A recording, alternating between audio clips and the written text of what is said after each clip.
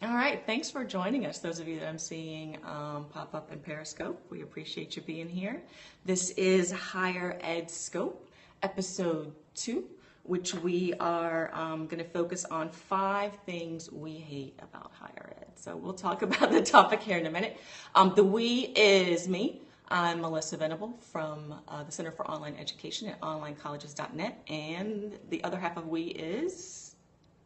Hi, I'm John Ernsberger from LaGrange College. And we have recently posted episode 1 and also 2 brief intro videos that each of us posted on our YouTube channel. So we'd love for you to go take a look at those, find out more about us, kind of how we started this series, and just kind of see what our setup is here for this podcast-like Periscope experiment that we're running. So if you're watching this on our YouTube channel as a recording, you're probably already there. So just kind of nose around a little bit, and we'll have we'll be posting all of our episodes throughout the fall and the rest of the year. So welcome. John, you want to kick off our travel discussion? Yeah, one of the things that Melissa and I have been talking about is how much we've traveled this summer, which a lot of us in higher ed get to do in terms of both employment and fun. So I'm going to talk about some of what we're getting ready to do as we move into the fall. So I've got 3 conferences coming up. Melissa, I just added another one. It's a lot of conferences. I'm going to go to the Georgia Independent Colleges Association conference in early September. Nice. Coming in October, I'm going to be presenting at the GEICA conference too, but coming in October, I'm going to be presenting with our institutional researcher here at the SCUP conference, the Society for Collegiate and University Planning. We're going to be talking about how online learning fits into the strategic goals for our institution. And then in November, we've got some fun joint plans, which I'm going to let you talk about. Awesome. Oh, thank you for that. So the Online Learning Consortium Conference, which is this year called OLCAccelerate, happens every fall in Orlando. John and I presented there last year, some work on Snapchat, and this year we were accepted to present a session about what we're doing here with Periscope and HigherEdScope in this series. So we're really looking forward to that. And you're going to be on a panel as well. Is that right, John? That's right. We're going to be hosting a podcasting panel with a handful of other people. And Melissa and I kind of tossed a coin and I won it. And I think there's a lot more of a discussion than that. But we're going to be talking about how our podcasts can help in higher ed. And I know that I'm pretty excited. No, it's going to be great. We're getting a lot of personal professional development out of this, and we hope to kind of extend that to our network and all of you who'll be watching this. So look for us at OLC in November, and we'll be chatting more about that as we get closer as we go as well. All right, so next up, we want to get our topic for today started. 5 things we hate about higher ed. How are we going to stretch things this week? So, Melissa, and to everyone who's out there, whether you're watching it live or whether you're going to be joining us in the replay, either on Periscope or YouTube, we're doing a pretty big stretch, and this time we're really kind of putting ourselves out there. And that may seem like a little bit of a cheesy stretch, but we're going to be talking about things that we've been a part of. And so what it means is we're exposing ourselves and some of our interactions to you, the viewer, the interactor. Now, what we totally encourage is we're going out and doing this stretch is that you interact with us. That's one of the cool things about Periscope. And I guess in a lot of ways, that's really our second stretch. Yeah. And that not only are we kind of laying ourselves out there for all to see, but we're also going to be interacting with you, the Periscope viewers, which is one of the reasons we chose Periscope to begin with. Exactly. It gives us a little... the live piece is certainly interesting in the fact that we're at a distance and we can see you log in and we can see you post comments and questions, and so that's going to be really cool to explore as we move forward with this, and hopefully we'll get a few today. You never know. All right, so let's move on to our 5 topics, and I'm already looking at the clock, John, and when we rehearsed this, we decided that we could probably spend a day discussing each of these 5. So we decided to keep ourselves on a timer. I've got a 2-minute timer. We're going to, shall we do this? Shall we do our 2-minute time per topic? Let's do it. All right, so we did not rehearse a timer. We decided that. So again, a stretch, number 3 for this particular thing. We're gonna try this out. All right, so I'm gonna present these items that we came up with between the 2 of us. And then John's gonna respond, and then I'm gonna add into that as well. But before we move into these 5 things, we know we've got a catchy title. There are things we all hate about our work, but you should know very clearly that John and I have nothing but love for higher education. It's made every difference in our personal lives, our professional lives. It's what brought us together as collaborators and colleagues. So it's where we are and what we do every day. But that doesn't mean there aren't things we wouldn't like to see improve. And the things that we came up with in this list of 5 are those little grindy things that just seem to be everywhere, whether you're a grad student, whether you're a professor, an instructor, whether you're an administrator, these things kind of tend to emerge. So with that, the first thing that we hate about higher ed is the perpetual destructive criticism from the inside. And thanks for putting that link into our notes, John. I appreciate that. I just saw that go by.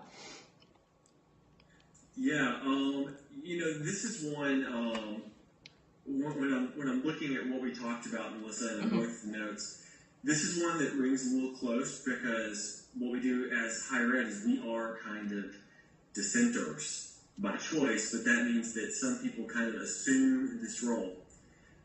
Recently, I read a quote by a guy named Carey Nieuwhof, who is a Canadian leadership podcaster and blogger and tweeter.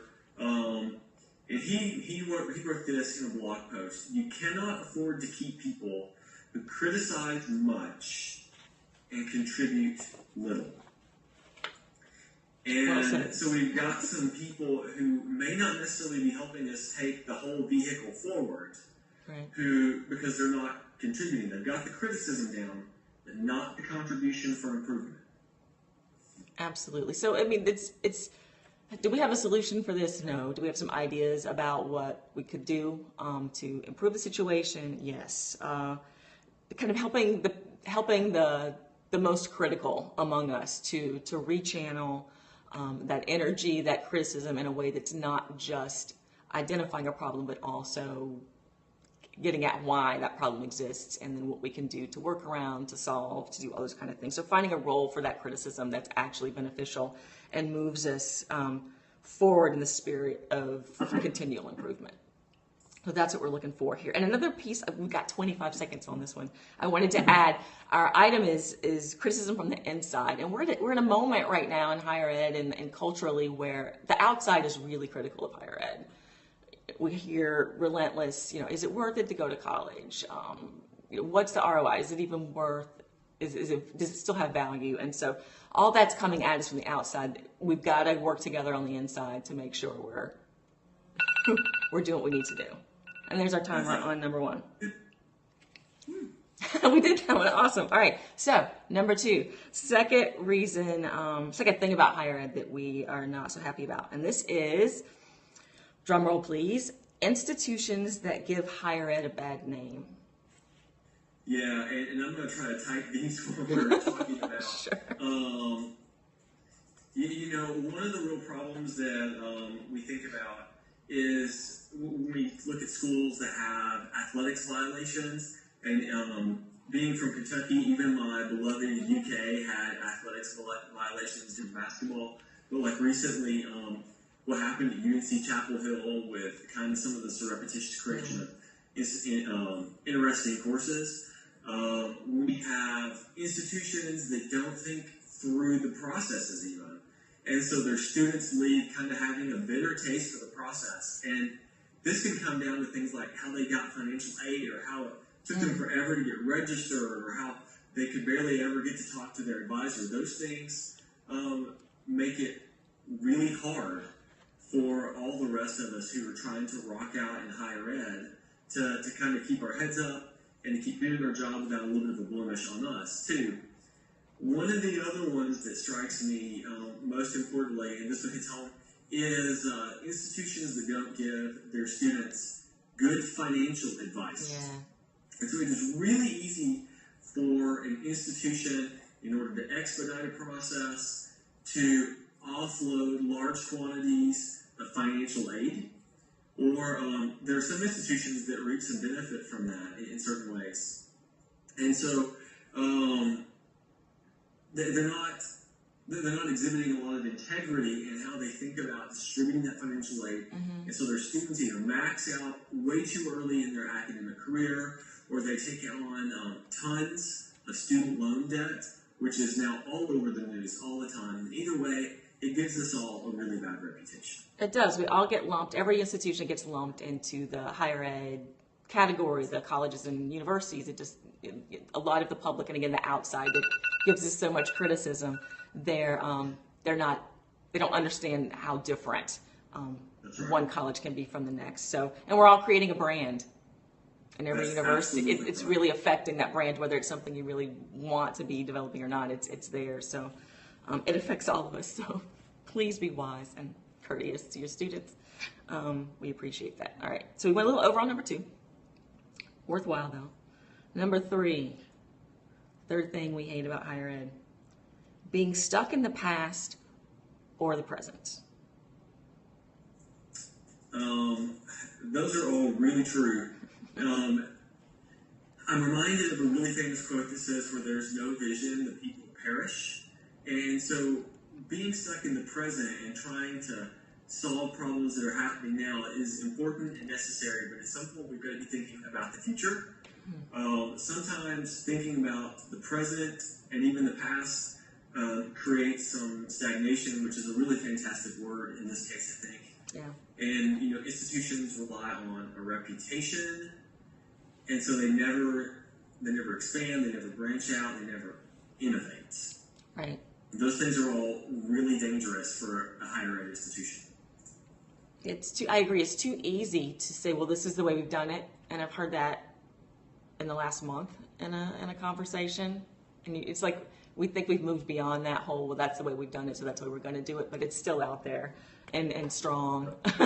So just because that's what we've done in the past, it doesn't mean that's still the right way for the future. Our students are changing, we're changing, our organizations are changing, the technology's changing.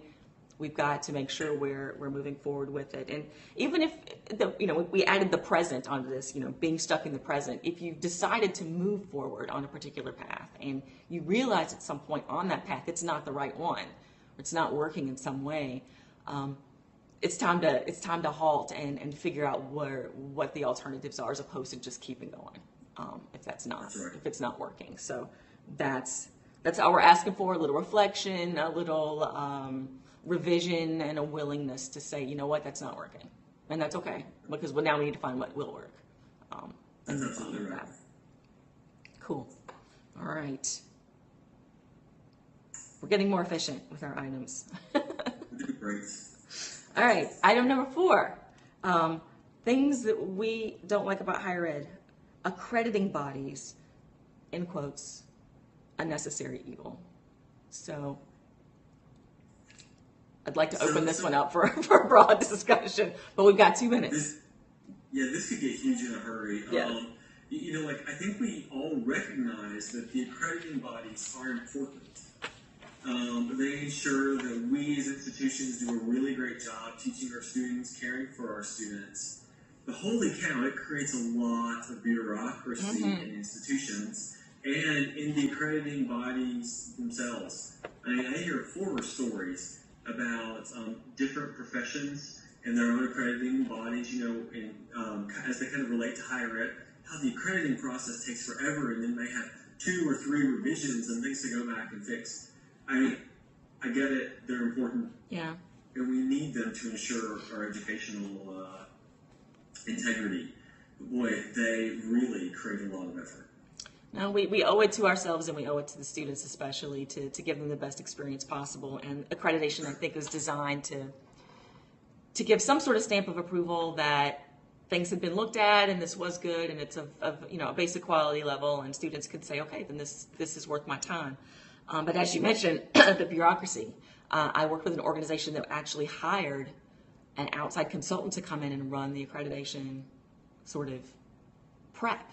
And that just takes you even further away from closely looking at what's going well and what's not going well.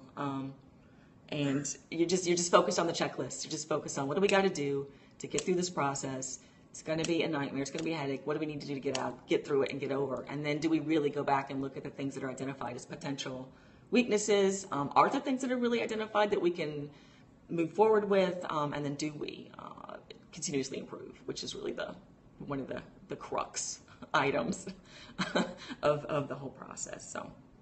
And in the Topcast Now, episode 16, yes. They have a discussion on rubrics, and they reference like the Quality Matters rubrics and how those tools have this really great motivation behind them, which is making sure that things are done really, really well. Mm-hmm. But in the end, sometimes they become checking off the list. They become another thing to do, and not necessarily trying to build the best possible experience. Now, that doesn't mean it still doesn't improve the experience, even if it's just a checklist. Right. But it does take away some of that warm, fuzzy feeling of doing all those wonderful things for your students and for the institution. Exactly. And one of the things the checklists do that's positive, just to kind of give this a good light on the way out of this topic, is that they bring an awareness to all the pieces that you really need to consider. So I like bringing people through that kind of training, that Quality Matters or Quality Scorecard, because it really does make you attend to a lot of pieces that maybe you're not really responsible for, but you need to know that the university or the program are having to consider as well. So it's more than just how you're teaching your course if you're a faculty member. So, all right, accreditation, we'll move on from. We may come back to this. You never know, in a future episode. So the fifth and last thing that we want to talk about today that we think could use some improvement in higher ed, and that is it is often a culture that struggles with collaboration. That's right. One of the funny jokes that we kind of laugh around amongst mathematicians, because that's my academic background, is that one day somebody's going to realize that mathematicians, engineers, and physicists can all pretty much do a lot of the same work, especially in higher ed. And for any of you who are out there who disagree with me strongly, sorry about that, but we really do think a lot the same, and we teach a lot of the same things, just with different course numbers. And so what we have is a language barrier in a lot of cases. That's one of the big issues amongst STEM disciplines, and why cross-discipline degrees are huge, because we work to overcome those intellectual divisions versus scientific ones that really matter. And I think that's the same in the social sciences and in the different fields of education that tend to get kind of diced up and moved around campus. I was in a grad program in instructional design that had moved from an information sciences department to the library sciences department to the College of Education. Over the course of the program's life, over a couple of decades, but it's like, what's the right home? And in reality, something like that can affect, a program like that can affect a lot of different colleges. And we've seen some success in our individual institutions in being able to move beyond the program, beyond the department, to collaborate on projects and things like that. But more of that, I think, is helpful. We're all kind of doing the same work. With the same populations often, or in the same location. So the more we can cross-pollinate, I think was a word we used the other day, John, that would be good. More collaboration. Yeah, that's really great Melissa word. Melissa phrase there. One of the other parts is when you have a department that gets moved around through multiple colleges, that I would imagine there very much is an interdependence, like in itself. Like you stop having such a great dependence with outside sources, like the department chair, the college of the deans, because you've changed and you learn how to be fairly self-sufficient. And that's probably one of the things that promotes this territorial mindset. This is mine, this is what we do. Your example is a really good one, but a really frightening one too. I know, it's in a way it's good to not have a static home, because you're gonna talk with new people and learn new things as you move around. But in an administrative sense, if you don't have a home, if there's not a college or school that's claiming you as a program, if there's always this feeling that you're going to be moving on anyway, somebody else is going to want this later, then there's maybe you don't get the support or other kinds of things that you need. Or a feeling of kind of resentment in the institution of kind of being, the Cinderella figure, the unwanted child of the institution. And that's dangerous. Yeah. Because that creates ill will, and as soon as you kind of start to have those feelings, things will fall apart. Absolutely. And you kind of get back to what's the motive for moving something around, and is that well communicated? It could be the intent is positive, but the result is not positive because not everybody really understands what the goal is. So communication, that could be another topic that we could add to this list, but we won't do it today. What do you think, John? We did 5 things, pretty big things there, pretty quickly. Anything else you wanna add to those, or?